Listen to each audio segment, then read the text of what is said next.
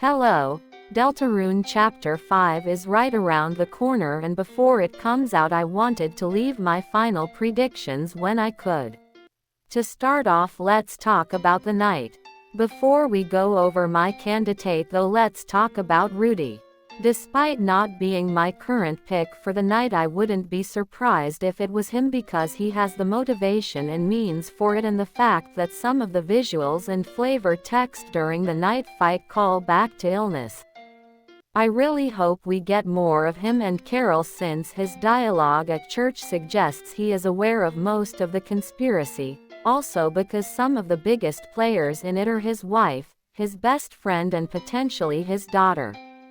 Regardless of whether he is the knight, he definitely has a role in the conspiracy. Now let's talk about Des. She is the most popular pick for the night, and for good reason, but I do think my interpretation is different enough for me to discuss it.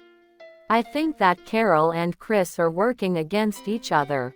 I know that sounds really weird, but I thought of this as an extension of triple trucies theory, which proposes that the trucies Chris makes in the Cyper City parallel their arrangements with the members of the conspiracy. As of my interpretation, the knight is actually trying to defy the prophecy just like the fun gang is, while Carol is trying to fulfill it.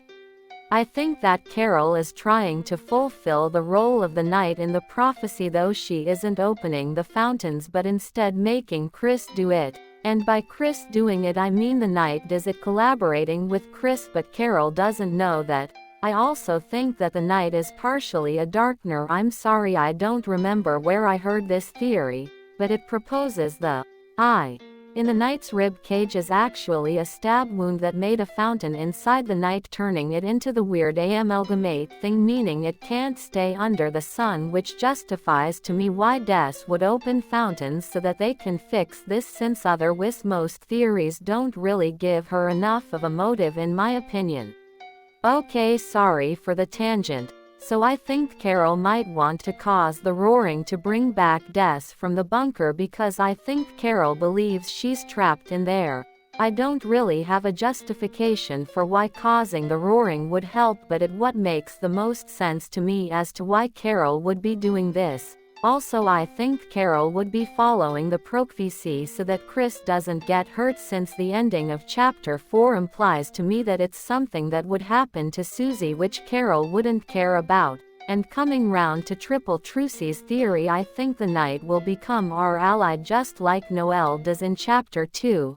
Also, Susie's connection with Noelle and the apparent parallels with Des might be pointing to this, so as long as the knight will want to subvert the prophecy just like us, I will consider my theory kind of correct. Ellipsis. Next up, friend inside me.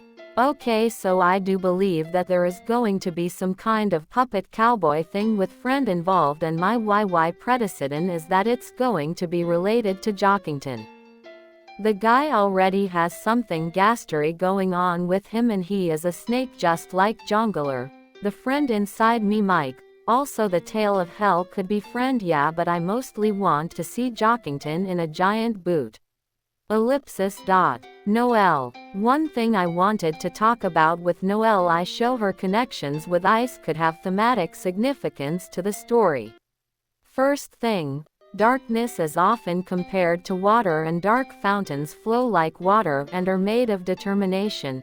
We can also assume, thanks to the teased scene dialogue Toby posted on Blue Sky, that shadow crystals are also made of determination, and the fact that one shadow crystals are the would-be parallel to ice to the darkness water, and that Noelle has such a strong connection to ice is interesting to me, though I don't really know what to make of it, and also that the knight's armor body is maybe made of shadow crystals, and also they kind of look like an amalgamate which have a lot of DT, which could further imply that shadow crystals are determination and that the knight is Day, since she's Noelle's sister.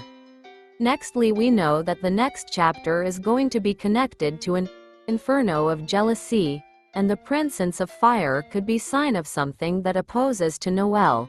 Also, a lot of people interpreted the line with a romantic connotation, and given Noelle's connection with the damsel in distress trope and the fact that the during festival which is also pointed to as being romantic. Noelle will accompany us. Trough, at least the Dark World means to me that she will probably have a big role in exploring the chapter's themes. I will keep an eye out for that. And that's all. Thanks for watching and have a good Deltarune tomorrow.